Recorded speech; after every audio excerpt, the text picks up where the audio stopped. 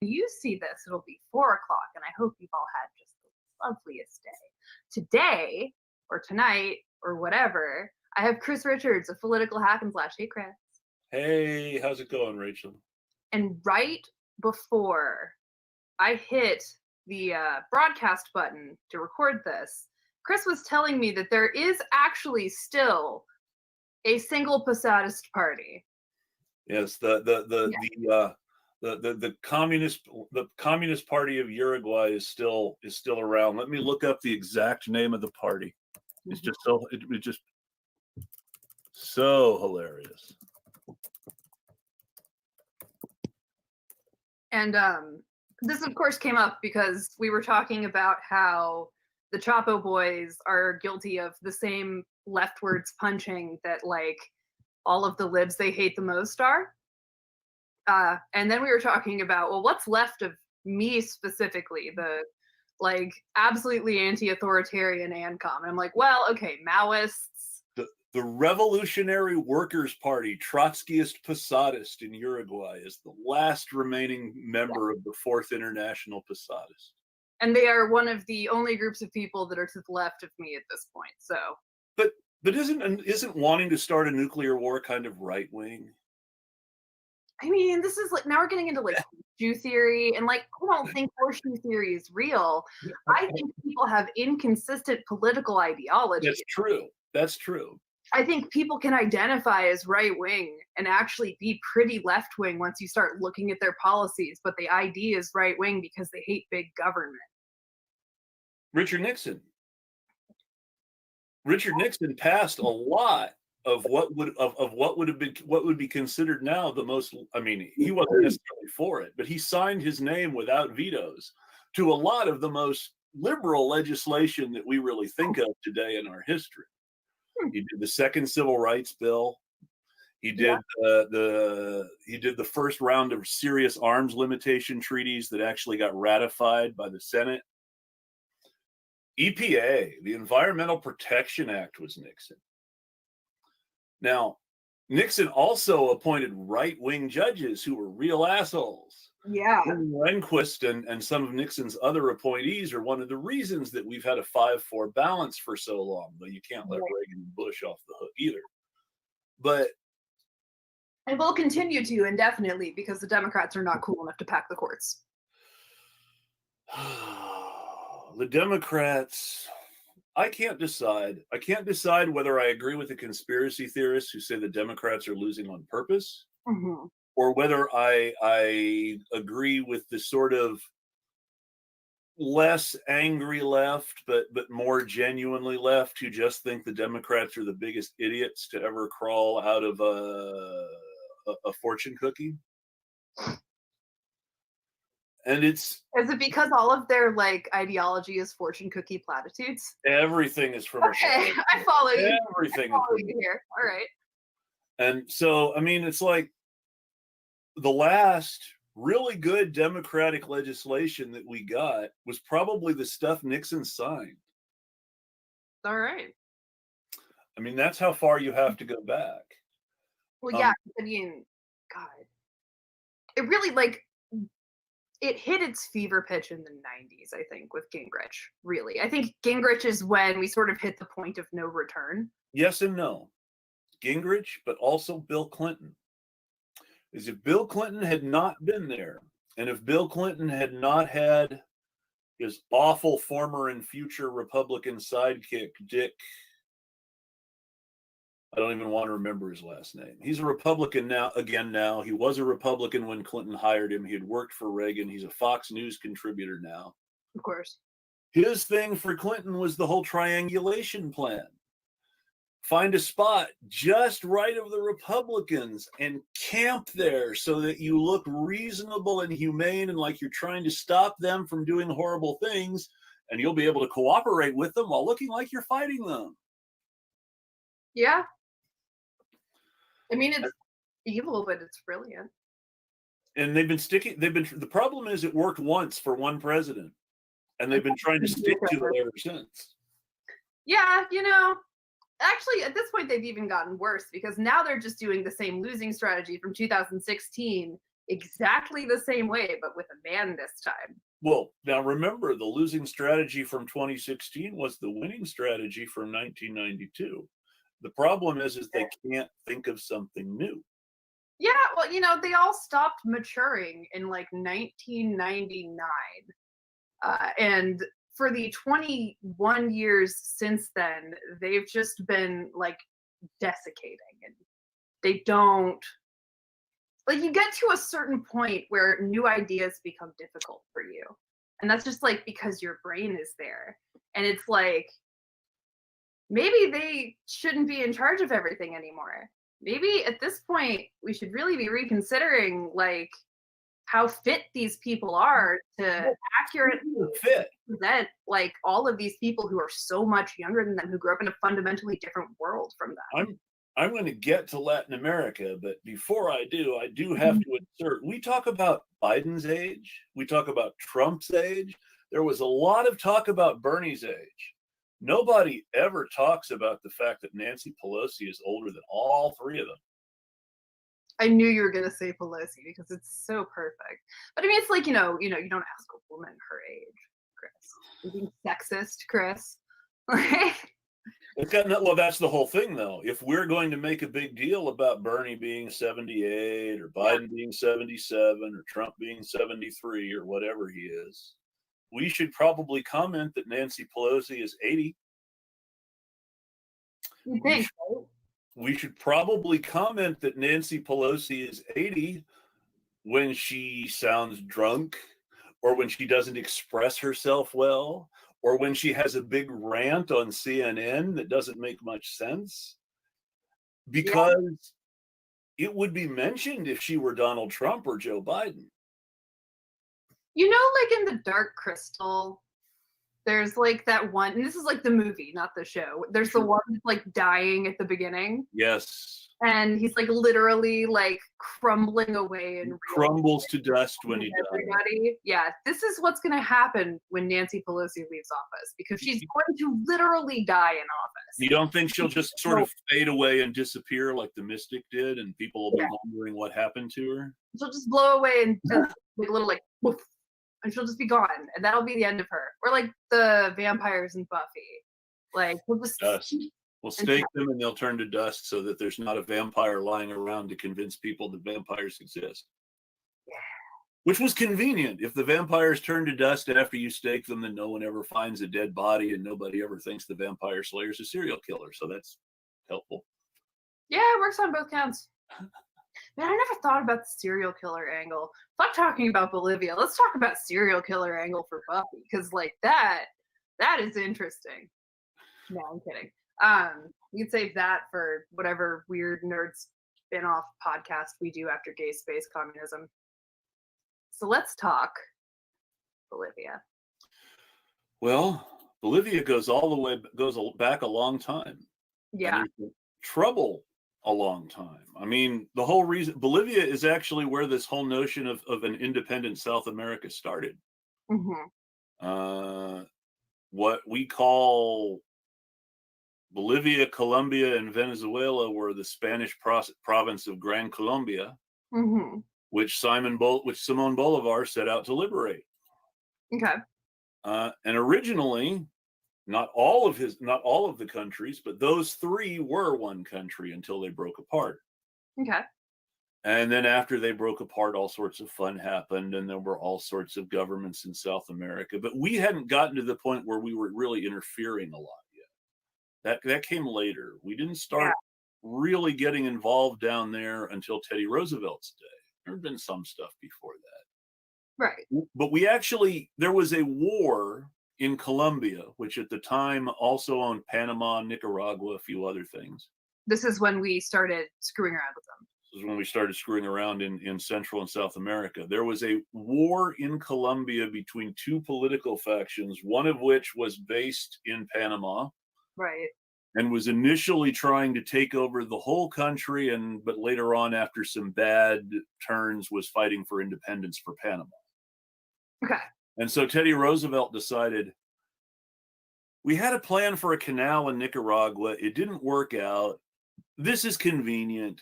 We'll intervene in the war. we'll make sure Panama owes us, and we'll get a canal out of them. So that's what he did. That makes sense. The U.S. invaded Panama, though technically the invasion of Panama was really an invasion of Colombia in support of the Panamanian rebels. Mm-hmm. In something that did in a fight that didn't last very long because the Colombians didn't really want to fight us. We basically drove them back into their own country and liberated Central America. Right. And what was our excuse at the time? What was our justification? Well, the justification was we as the United States obviously protect these poor oppressed Panamanians in their quest for freedom and independence. Ah, I see. You may have heard that line since Teddy Roosevelt used it. Once or twice. Once or twice. The cyclical nature of it is kind of disappointing. It's like, oh, they've just been saying the same thing for decades and decades and decades. On top of this, one of the really disappointing things is you think of Teddy Roosevelt as one of the good Republicans. Do we? FDA. He invited Booker T. Washington to the White House. It was the very first time that a black person ever sat down to dinner with the president. Okay. Now, he never invited any black people back after that because the newspapers just tore the crap out of Teddy Roosevelt for doing it. But it was a huge deal. No one had ever done it before. Yeah. And while he learned his lesson and didn't do it again, he still had the guts to actually do it. And it was a while before anybody did something like that again. Counterpoint, the Rough Riders. That's all I have to say. That's my whole counterpoint. Well, Teddy Roosevelt and the Rough Riders are to blame for Cuba and Puerto Rico too, in different ways, of course. Yeah. But Cuba and Puerto Rico are sort of the bookends of neoliberalism. Oh, look what they can accomplish without it, even though we're trying to crush them.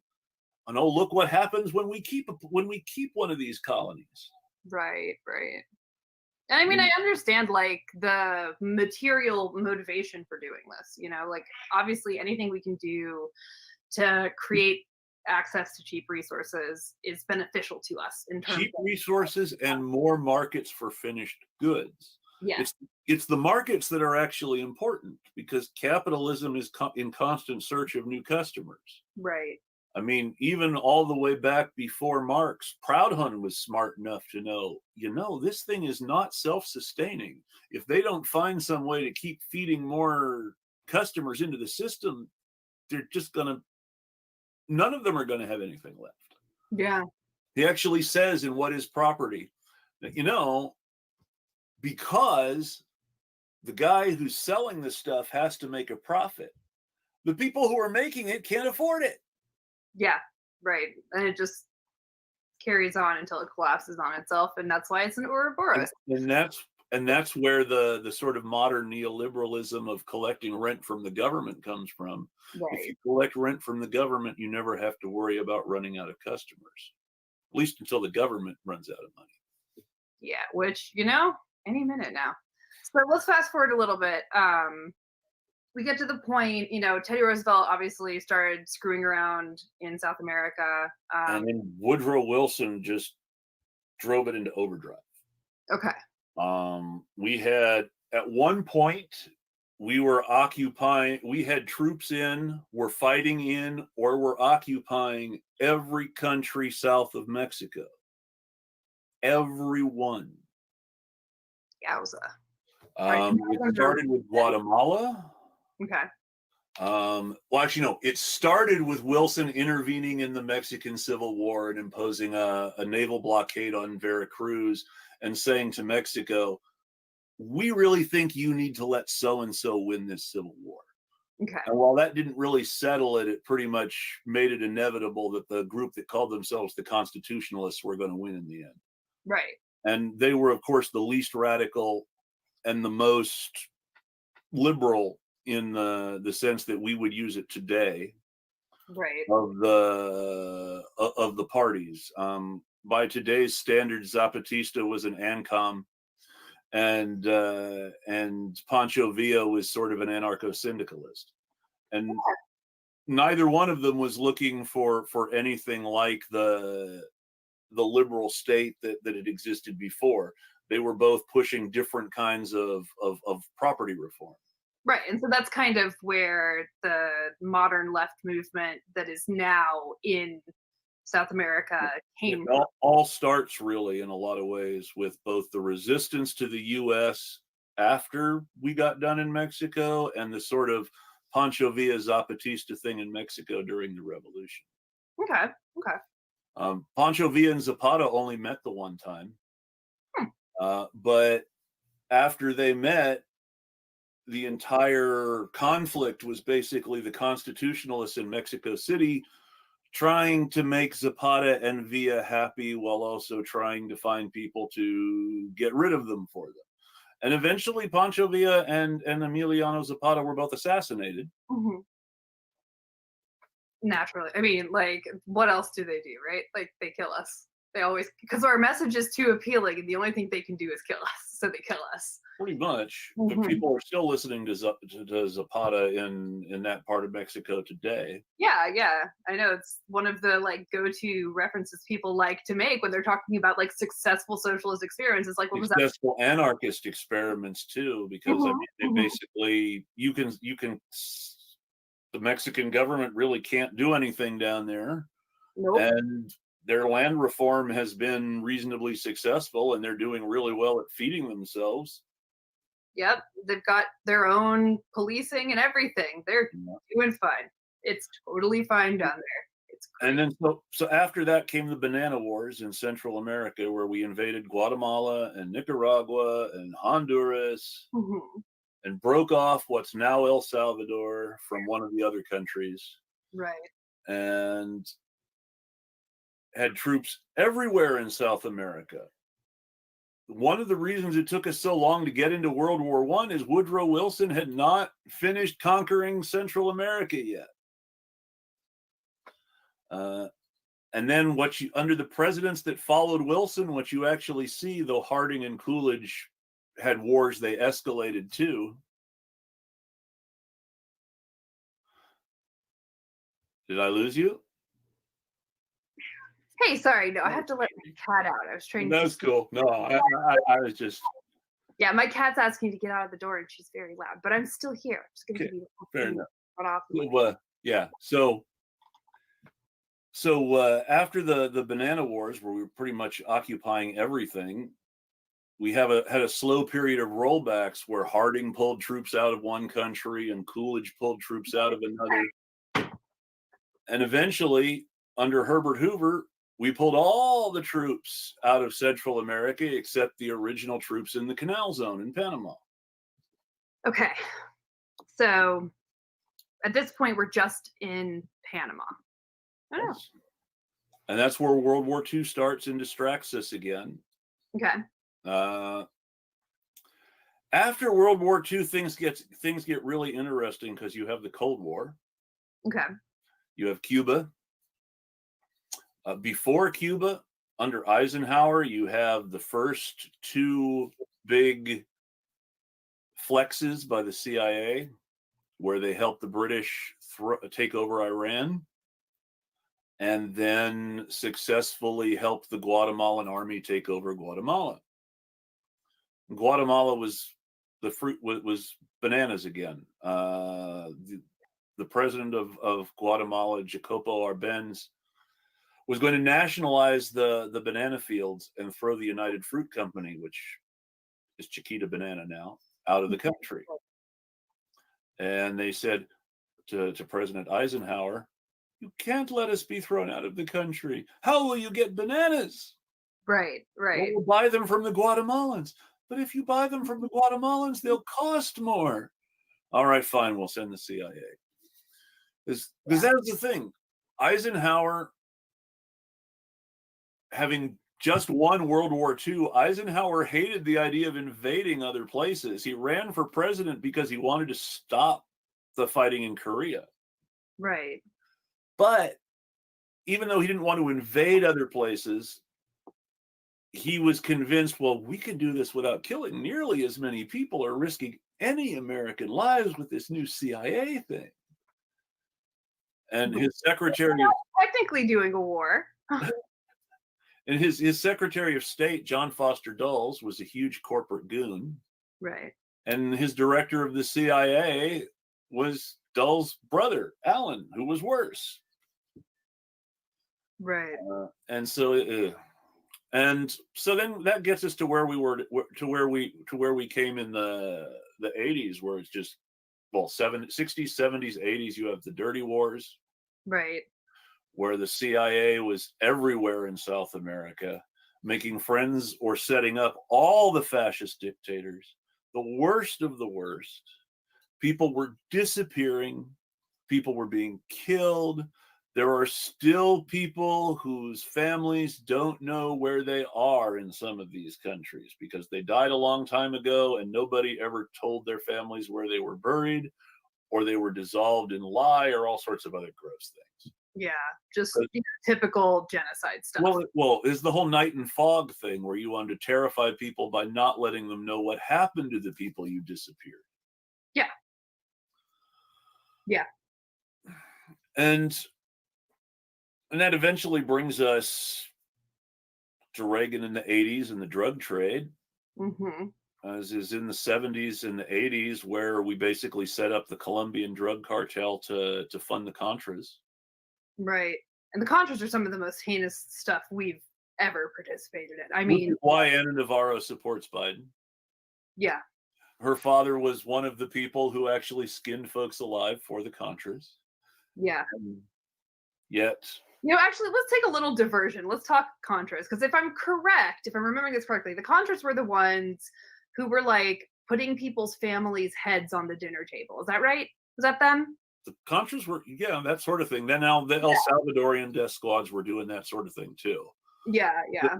The best way to think of the Contras is as an extension of the death squads in El Salvador. Right. El Salvador was, so this goes back to Guatemala.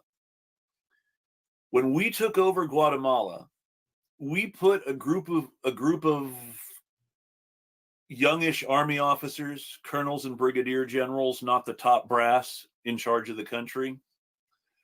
And they, on their own, not with our help, they on their own helped some of their friends take over El Salvador. Okay. And that is the origin of the El Salvadorian government that Reagan was such friends with in the 80s. Okay, it was from these death squads. And they had the death squads, but they were a product of the Guatemala coup. We couped Guatemala. Right. The army took over Guatemala, and then the army immediately cooperated with their buddies in the army in El Salvador to coup El Salvador. And so now you have two military states run by people who are pretty close to the U.S. Yeah. Only the guys in El Salvador are worse than the guys in Guatemala. Okay.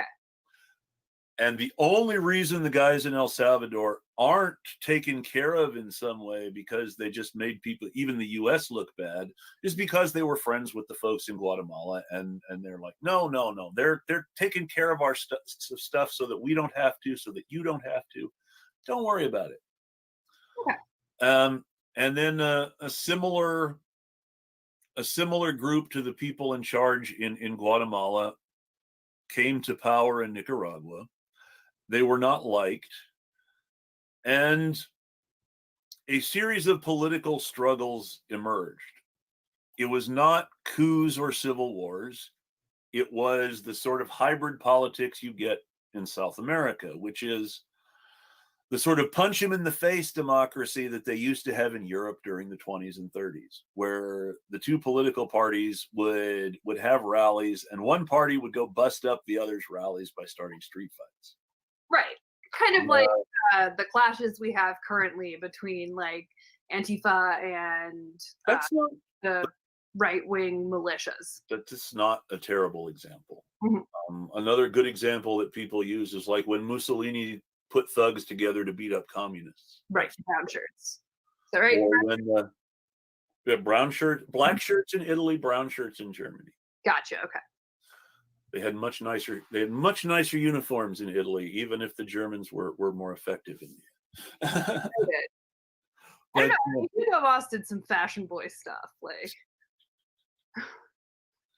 But because I'm a So, different Jew. Anyway, go ahead. so where was I? Okay, so this sort of influence, one country influencing another, and then another influencing another. Right. We were supporting the El Salvadorian government already against their internal enemies Okay. when the election slash coup slash power struggle happened in Nicaragua. It Okay. started because Daniel Ortega won a presidential election. Right. And then the party that lost, the people who took to the hills and became the Contras after, went to El Salvador and said, hey, we think they cheated. Help us cheat back. And so the El Salvadorans helped them get into trouble. And originally, it didn't start out as us giving any of them aid directly. Reagan was giving aid to El Salvador, and El Salvador was giving crap to the Contras. Okay. But Reagan wanted to be more involved with the Contras, and they started doing more and more stuff with the Contras. Great.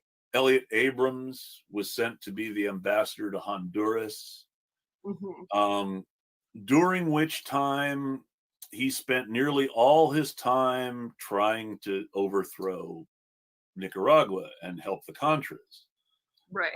The reason it was such a big deal when he was appointed to a job by Trump was that we're sending the Nicaragua guy down there near Venezuela. This isn't good. Yeah, no, Abrams is like literally the most cartoonishly evil person you could have possibly sent for this job. Like they literally just put the wolf back. They would have done worse if they really wanted to, but Ollie North had a sweet gig with the NRA still then. That's, fair. That is a fair point. I'm going to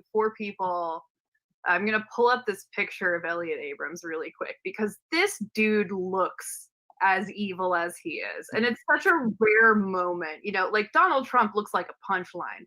Yeah. It is a rare moment where a person, really lives down, really appears as bad as they look.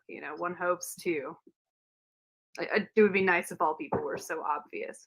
Anyway, this, folks, is Elliot Abrams. That's him. He looks like the Crypt Keeper. He looks like the Crypt Keeper and a slightly younger but slightly meaner Alan Simpson, and being meaner than Alan Simpson takes a lot of work. Yeah, I see it. Yeah. And but yeah, he's just very unpleasant man, and he looks like his reputation, which is unfortunate, but at least he's giving people warning. Yeah. So anyway, that's this guy. So he was in charge then while these terrible things are happening. He is in charge again now. Though it should be mentioned that he was not able to take over Nicaragua. He failed in much the same way he's failing to take over Venezuela now. Venezuela. Put on the record. The Contras lost their war and never won it. And when Ortega and the Sandinistas finally allowed elections, they did not lose to the Contra-aligned party, but instead they lost to a sort of in-the-middle social democratic, sort of socialist but Menshevik in-between party that we would call significantly left of the Democrats, but the Sandinistas called slightly right-wing. And honestly, we could call them European style social democrats with a taste for liberation theology and a few more lefty ideas, and we wouldn't be too far off. Okay. The Dwaristas were not the victory that Reagan and Abrams were hoping for. It was basically, okay, yeah, we got rid of the Sandinistas, but these guys who took over really aren't our friends either, and we can deal with them, but they still want to take care of the poor in their country. Okay. What's that like? Take care of the poor in their country? Yeah, right. I hear it's a good thing. My understanding from people that live in places that don't actively try to kill their poor people is that it's pretty chill, actually. Having an actual safety net is nice. Well, I have a guy who I know a guy who lives in Samoa. Mhm. You're in a DM he's into. He's kind of cool. Every now and then he gets on my nerves, but mostly he's a cool guy. He has good stories. They make the wage for a working person in Samoa is like $1.75 an hour. So we thought our minimum wage was bad. But you know what they have in Samoa? Free healthcare. But that makes a difference. It does. Now, if you need something serious, if you need some sort of major surgery, they have to make arrangements to fly you to New Zealand. Mm. But still, you're not going to go bankrupt because of healthcare. Yeah. I actually have a friend down in New Zealand who doesn't know that he's my anchor husband yet, but he will be. And every single time I hear about New Zealand, it's like this promised land of rational, compassionate leadership where, like, when, COVID hit, everybody just, like, stayed home. And they're just back to their regular lives now. And they're while they have some of their issues and some of the settler indigenous issues are still kind of brewing. Yeah. They're not as just out and out racist as the Australians most of the time. You'll see an Australian political cartoonist do something horrible about Venus Williams, but you don't see somebody in New Zealand make that same horrible cartoon, and that's something. Yeah. I mean, there is no place that has been settled by, colonizers that is not struggling with just the echoes of colonialism. Like, settler colonialism is one of the greatest historic evils. Well, even the places that have been settled so long that nobody really thinks about their original populations have all sorts of problems with the places they've colonized. So it kind of is. Yeah. Though it makes me laugh sometimes because yesterday somebody didn't. What do you mean indigenous people in Finland and Sweden? Haven't the Swedes and Finns been there long enough to be considered indigenous? Well, no. Yeah, it's power is weird, folks. Read Foucault. Read a lot of Foucault, and you will understand power and how strange it is. But that has nothing to do with Bolivia, which is where we're trying to get to. Let's take a quick 30-second break. When we get back, we will jump into the modern era. We'll talk a little bit more about what's going on in the last, couple years. Cool. And we will be right back.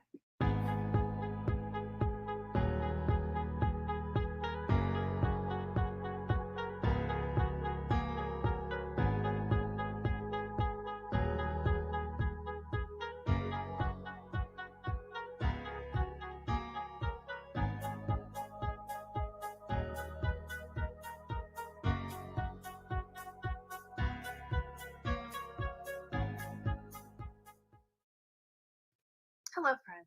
Welcome back. It's been 30 seconds, and now we're talking. Didn't you miss us? I know. I miss you every second that we're not in a room together. This counts as a room together, right? Oh, yeah, definitely. Yeah. I mean, hey, from what I've seen about the new Match.com commercials, this actually counts as a date. Oh, sweet. At least that's what they're trying to convince you. On a date that I don't hate. So anyway, Bolivia, modern era. Let's go like the last maybe 5 to 10 years. Well, I'll go back to Nixon for one moment. Nixon did one other thing that wasn't liberal. Okay. Which was called the petrodollar. I am aware of the petrodollar. Nixon ended the gold standard. Yes. And instituted an oil standard instead. Yes. And the way it works is everybody in the world pays dollars when they buy oil. Or at least that's how it was supposed to work. Right. It should be mentioned that the Chinese buy oil in yuan, sorry. The Russians buy oil in rubles or trade natural gas for it or just dig it up themselves. Mm-hmm.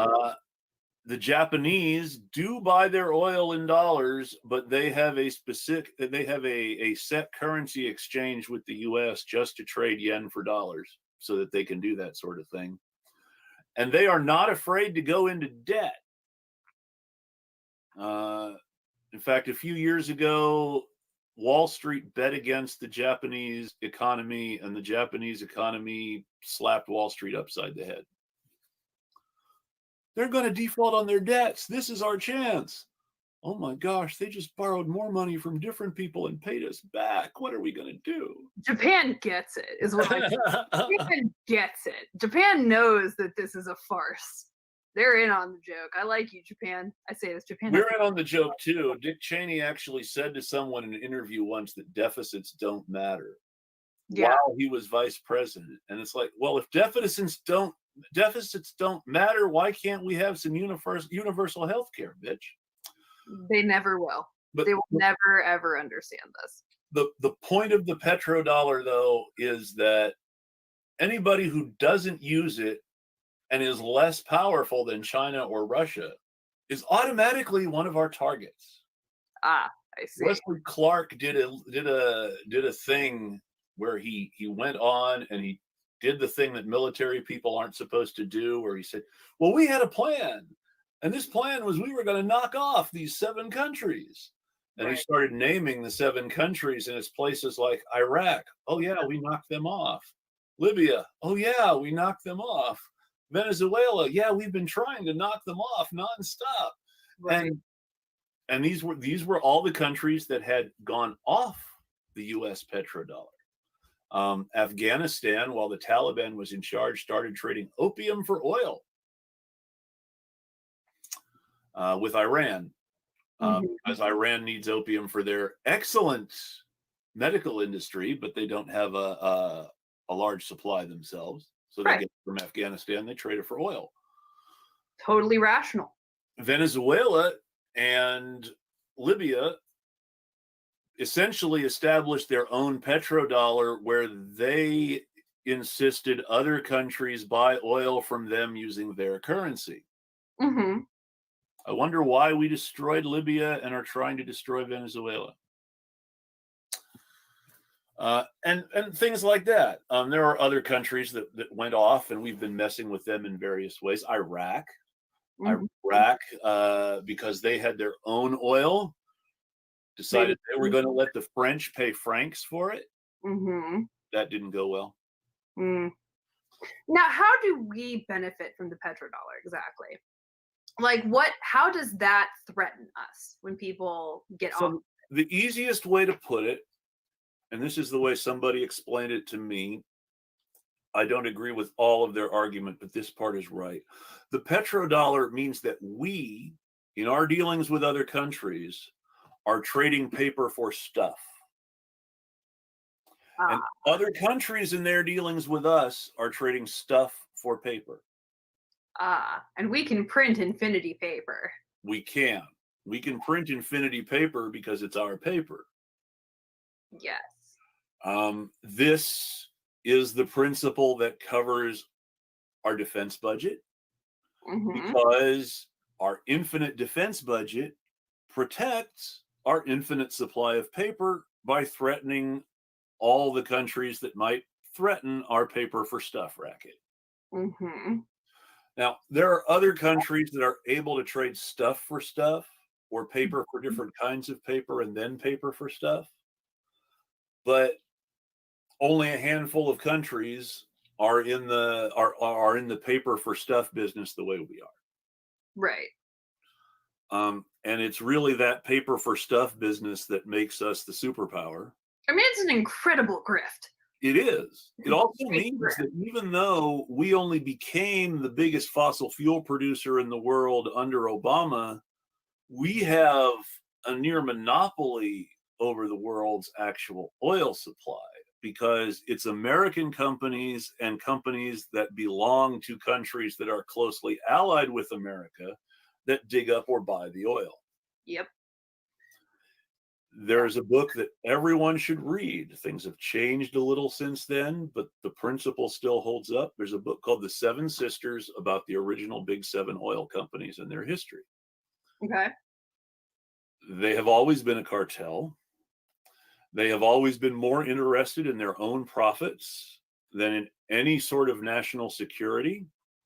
And yet they have always been considered intrinsic to the national security of their parent nations. Uh-huh.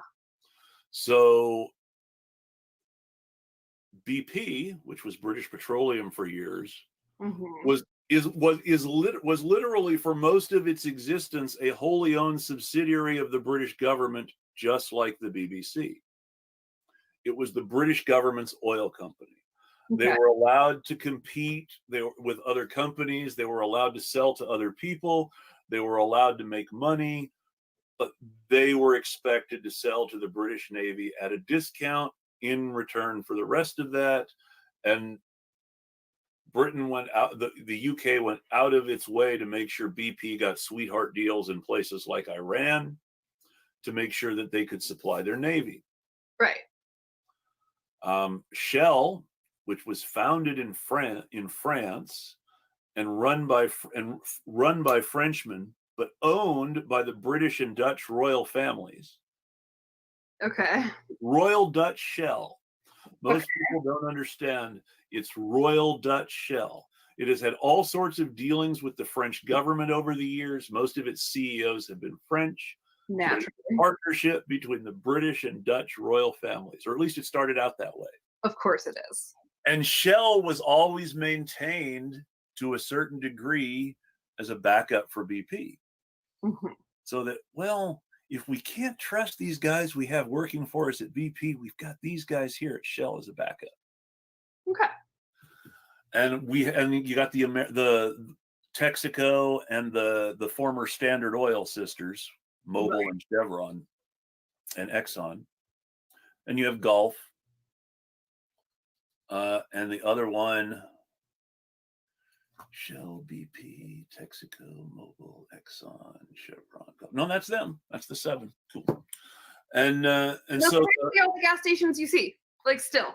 There are lots of other gas stations, and some of them have been owned by other oil companies over the year. But yes, those are most of the gas stations you see to this day.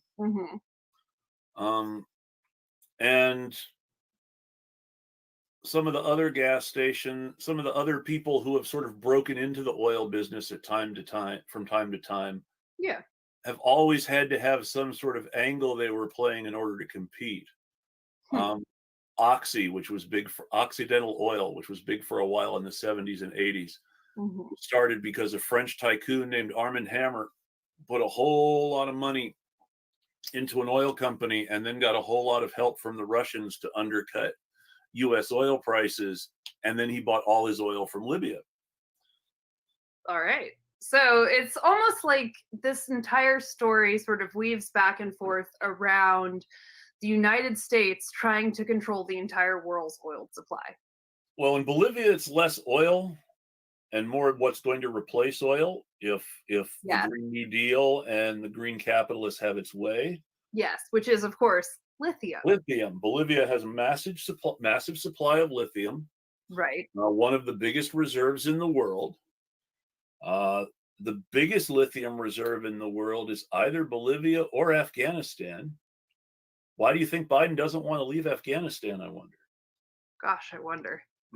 I'm sorry, Afghanistan. You still need some more freedom.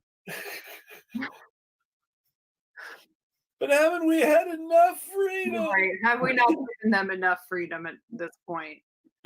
I'm just imagining when the last U.S. soldier leaves Afghanistan, there's going to be some Afghan saying, "Hey, you haven't given me my freedom yet. Come back." Yeah, right. That's definitely going to happen ever. I'm sure people are so thrilled at our presence everywhere all of the time. So I was going to talk about phalangism. Yes, not like phalanges. In South America, phalangism starts with Franco. Okay. General Franco, of course, took over Spain as a result of the Spanish Civil War. After the communists overthrew the monarchy, the army was in disarray, and the only military force that was still in any sort of good shape was the army in Spanish Morocco. Okay. Basically the Spanish equivalent of the Foreign Legion, whose job was to hold the colonies, but they never really spent any time at home. And Franco was in charge of the army in North Africa. Okay. I know Franco's name from a lot of stuff, but he invaded Spain from North Africa, right, won the Spanish Civil War, and established a fascist dictatorship that outlasted Hitler, outlasted Mussolini, outlasted Stalin. Franco finally died like in the 60s or 70s, and they finally made the country, and the king came back, and well, no, the king had already come back, but Franco didn't give him any power. Sorry. And the king was appointed prime minister for a short amount of time to put together a government, and the king really wanted to run things, but decided no, they could take fascist Franco because he was an ordinary guy, but they're not going to take a fascist king, so I better let them have a democracy after all. Though apparently he really didn't want to. Yeah. And Spain has been a fairly normal liberal country since. Sometimes better, sometimes worse, but yeah, fairly normal liberal country. Right. But one of them. But what was important was that Franco was an ultra Catholic, extremely right-wing, extremely religious. The Christian Phalange was a party that he was sort of associated with, but he outlawed them and made a more proper fascist party of his own. Okay. Naturally, Franco style would-be leaders with military connections and religious beliefs started advocating for similar politics all over South America. Okay. And that was the beginning in the 60s to 70s of what we would call phalangism. It was right-wing goon squads that on the one hand wanted to take over and establish a very specific kind of Christian fascism. Right. And they also wanted, of course, to make lots of capitalist money selling all the resources to the US. How similar is this to sort of the modern alt-right movement? That's a good question. I would say it's not terribly dissimilar. Yeah. What people throw around in the US all the time is Christo-fascist. Yeah. Right. But I think phalangists really, the thing to remember though is the phalangists are specifically Catholic and have a lot of Catholic ideas about Christianity and a lot of Catholic ideas about colonialism. Okay. That is based in saving the souls of the indigenous people and things like that. Right. Less nationalism, more paternalism. What they mean by saving the souls, of course, is making them live like working class European peasants rather than indigenous lifestyles. Right. Forced assimilation, either killing them or making them mainstream.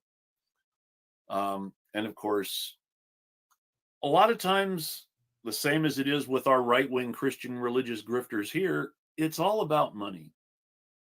Yeah, it's always all about money. And the coup in Bolivia was essentially, we found a seriously Catholic split-off party and an aspiring phalangist strongwoman. Okay. And we gave them money and we said mean things about Evo Morales in the elections, and we sort of quietly looked the other way, and boom. Right. And here we are. And the fact that people were talking about, oh, this is great, they've got their first woman president. Yeah, their first woman president who's sending death squads to kill indigenous people and burn down the forest so they can dig for lithium. Yeah, it's I was, if it had not been for the socialists winning this most recent election, I was just sure that the Human Rights Coalition was going to go down there and give her an award. God, you think? I mean, it's like how Obama won a Peace Prize immediately. Like, well, to be fair, they gave him a Peace Prize for not being Bush. I mean, And yeah. they hadn't seen Trump yet. You're not wrong. I do believe they gave Obama a Peace Prize in some small part specifically to punish George Bush. It wasn't a small part. I mean, if you really look at the ridiculous crap, and I'm sorry, I'm not trying to piss on the Peace Prize. I'm sure there has to be someone who legitimately won it since Martin Luther King Jr. But the Nobel Peace Prize has never necessarily been the most legitimate of the Nobel Prizes. Right. And basically they saw Obama and they looked, oh, he did a few nice things, but we like him because he pays attention to us rather than that annoying redneck who just kept snapping at us and told us what to do. Yeah, right. And so they gave him a Peace Prize for not being Bush. And I could almost guarantee you that if Biden wins, they'll give him a Peace Prize for not being Trump. Right, of course. So Bolivia, that does happen because it would be really funny. But Bolivia. Evo Morales originally came into power as part of, and this goes back to where we started, what he and Rafael Correa in Ecuador and Hugo Chavez like to call the new Bolivarian Revolution. Right. Which was pro-indigenous, good, pro-working class, good, and anti-capitalist, not so much anti-capitalist as anti-mercantilist. Mercantilism is the idea that we sell stuff to you and we buy stuff from you, but we control the prices both ways. Right. That was the original system Spain used for dealing with their colonies in the first place. Of course. That's always been the system that we use for dealing with Latin America. Of course. That's the system that Europe uses with Africa, especially France and the UK and Germany and their former colonies. Mm-hmm. The people who took over in those three countries, Hugo Chavez, Rafael Correa, Evo Morales, they wanted their people to do better. They wanted white people to stop killing indigenous people to take their crap. They wanted indigenous people to have political rights and human rights that they didn't have on paper in those countries. Yeah. And they wanted a better split of the profits from their natural resources. So naturally, we had to stop them. Especially Evo, because, you know, when Evo Morales is kind of like Castro in that he set up a system by which they could completely give all their citizens health care without a real capitalist healthcare market. And that always looks bad. When some poor country is doing so much better at healthcare than the US, we can't have that. Yeah. I mean, that's some dual power shit right there. Good stuff. It's good stuff. I cannot strongly enough emphasize how much we should be trying to do this here. Like, we should be building institutions here now. We can do it. I know plenty of disgruntled doctors who would love to stop dealing with insurance companies. We could do this. This is a thing we could do. Definitely. They did it. They did it very well. They had lots of help from Cuba, of course, because Cuba loves to send doctors around the world. Mm-hmm. And it went pretty well until the U.S. decided they had to do something about it. Yeah. And that was when you had coup after coup after coup in Venezuela under Bush. Right. And then you had the Honduras coup under Obama, which they first were trying to Obama was originally, well, maybe we ought to stop this. And then Hillary Clinton was like, no, you gotta coup him. And finally Obama was like, okay.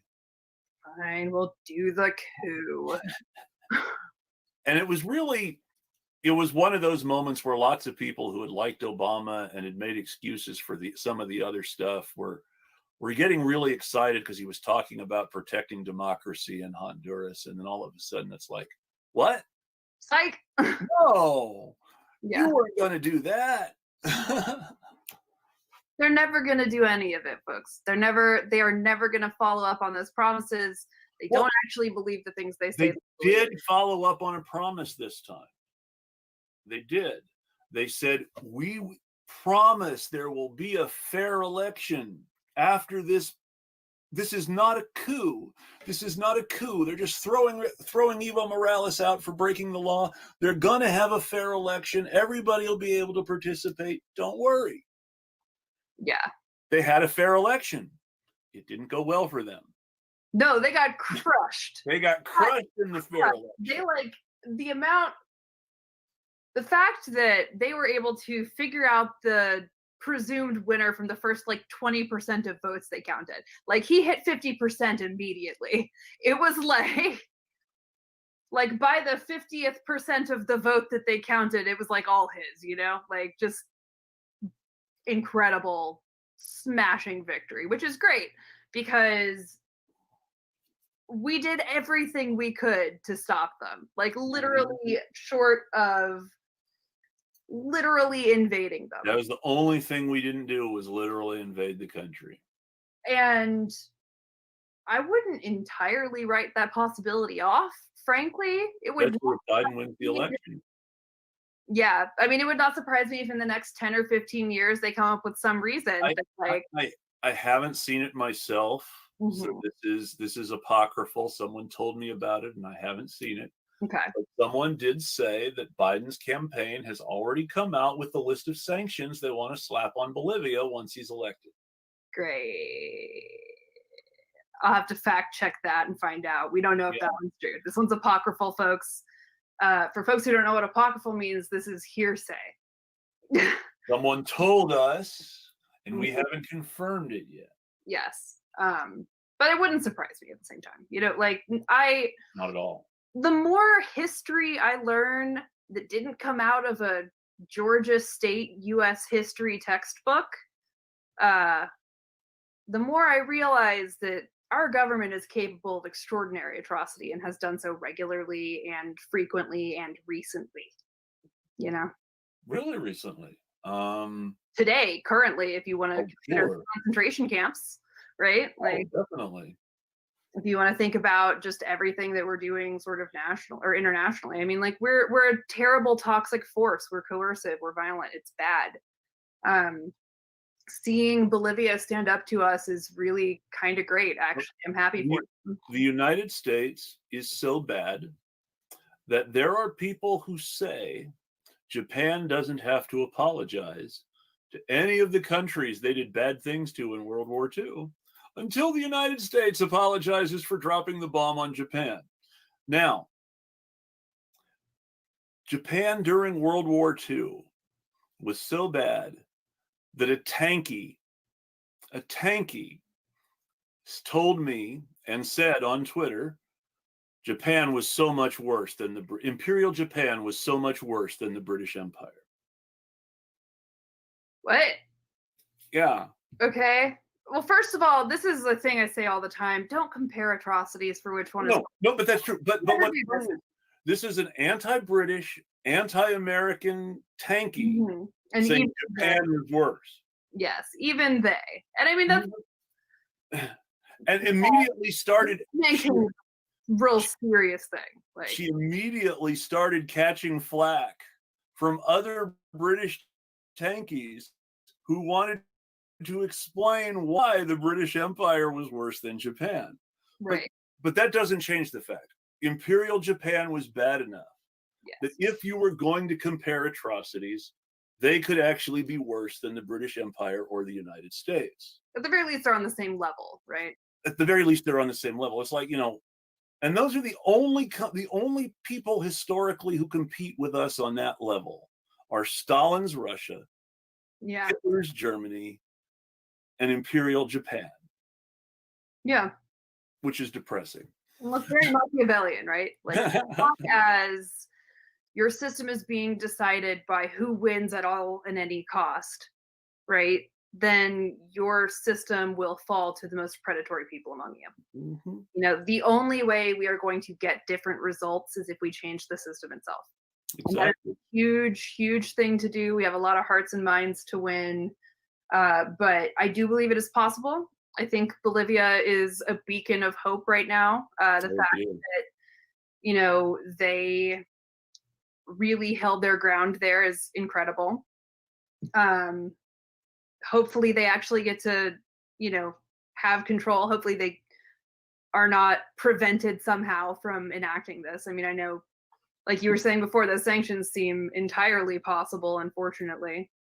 But if you would like to support us, specifically the ones who are trying our very, very best to, get that kind of traction here in the United States, where we are, really at the imperial core and could do the most good for really the entire world just by getting the United States to stop doing this stuff, please consider giving us money. I would love it. I would love it if you would join us on patreon.com/notsafe and become one of our patrons. You get cool stuff. You get behind the scenes things. You get, after parties that we record. You get video games we play together. You get all kinds of like cool, weird things. And also it makes us happy. Eventually, if we get enough of y'all to do it, we might be able to feed ourselves doing this work. And that would be incredible.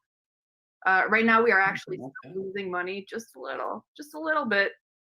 And if we get, I think it's like $60 more a month, we will be in the black, which would be really cool for us. Because that's like a huge milestone for businesses when you're no longer just losing money on it, right? So again, that's patreon.com/notsafe. And we have Chris Richards of Political Hack and Slash. Chris, what do you want to plug? Well, you can find my Patreon while you're there checking theirs out at patreon.com/eclecticradical. Mm-hmm.